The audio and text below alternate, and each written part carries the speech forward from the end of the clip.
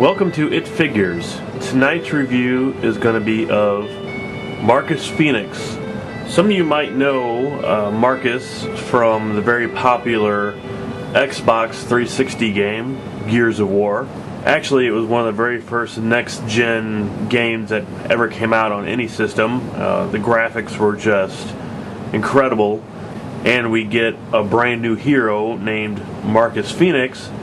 And as good as the game was, of course you should have expected some figures from them, and here they are. Packaging wise, it's okay. There's nothing really spectacular here. It's just basically him in the vacuum sealed pack with some okay graphics on the front and a few more here on the sides. It's pretty much your standard NECA packaging. There's nothing really all that fancy here. Here's the back of it, and it talks a little bit about Marcus and who he is and what he does, I guess. And down here on the bottom you get a little preview of some of the other figures that are coming out in the series. As you see, the price tag for Marcus is pretty expensive, $16.99, $17 for a figure. It's kind of outrageous a little bit, but I mean, I got this at the store here in St. Louis called Spencer's.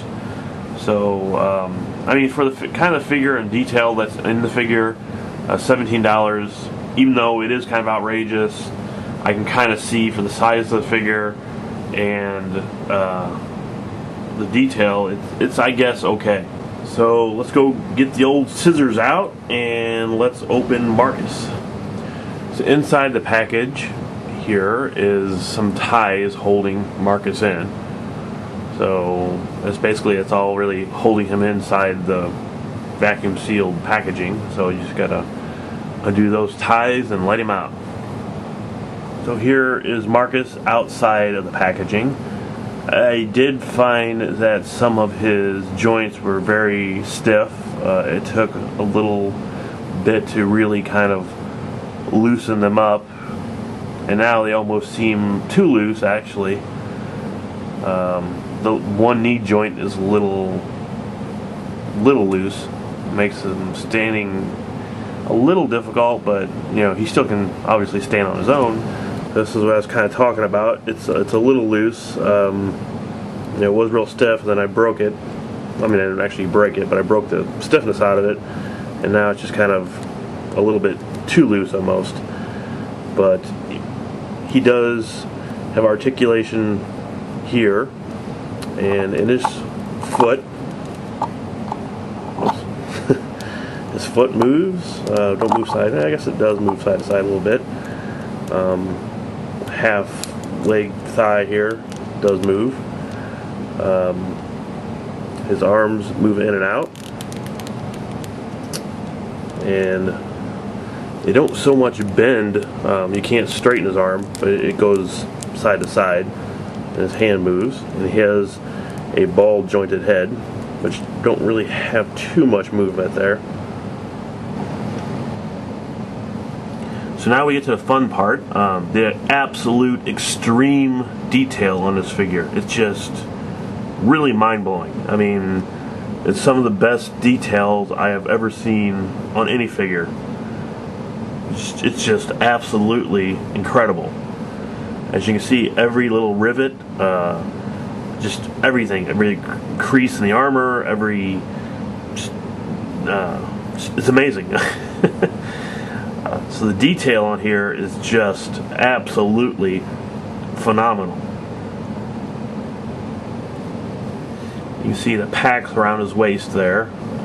Extreme detail, just like everything else. Even his elbow pads are just, I mean, it's like they do not omit anything from this figure. It's just amazing looking. He does have a knife there on his right foot, but unfortunately is not removable.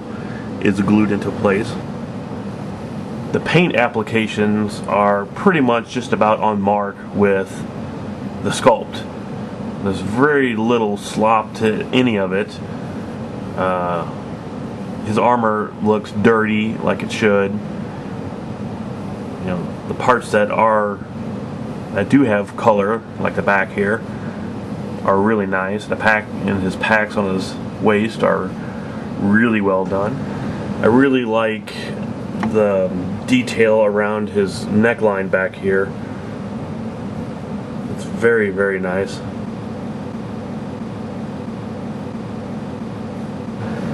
And as you can see, you know, his chest plate, very nicely done.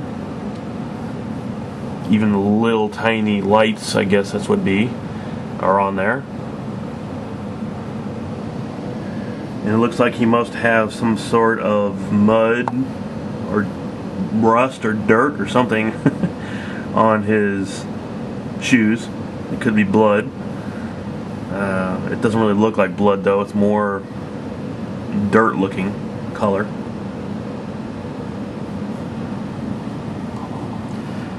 You can see the amazing detail on his gun. This is his pistol, and just like the figure, it's extremely well sculpted and has, you know, even little bit of paint applications on here, just, you know, for the effect, and it's extremely well done, just like the figure. And now we get to the reason why I think a lot of people actually bought this figure. It wasn't so much for the figure itself, but for the chainsaw gun, and for anyone who's actually played the game knows how incredible a weapon this is and how fun it was to use it. And it doesn't disappoint with the figure. Again, extreme detail here. It has, again, incredible paint applications everywhere. And they didn't really omit anything from it, just like the pistol. But, you know, it's actually a lot better than the pistol. Because it does have one moving part that comes out and goes back in, so. But it's a really, really nicely detailed gun here. So the chainsaw gun fits really nicely into Marcus's hands. You can see his hand actually comes up there through the hole and grips it really nice. And his other hand is holding it also. And it's a very realistic pose. His pistol also fits pretty nicely in his hand, though I don't know if it's as good as fit as the chainsaw gun.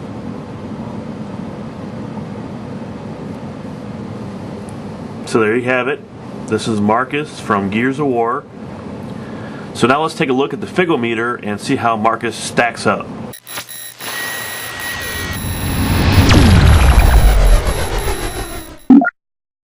For packaging, very plain. Not a fan of vacuum sealed packaging. So on the Figometer, it gets a 2 out of 5. Articulation, he's not the best articulated figure around. It's more like a statue. I mean, it's not made for 5-year-olds to play with out in the sandbox, obviously. So articulation, even though, you know, he does have ball jointed head, wrists, elbows, arms, knees, feet, mid thigh, I would have to give it 3 out of 5.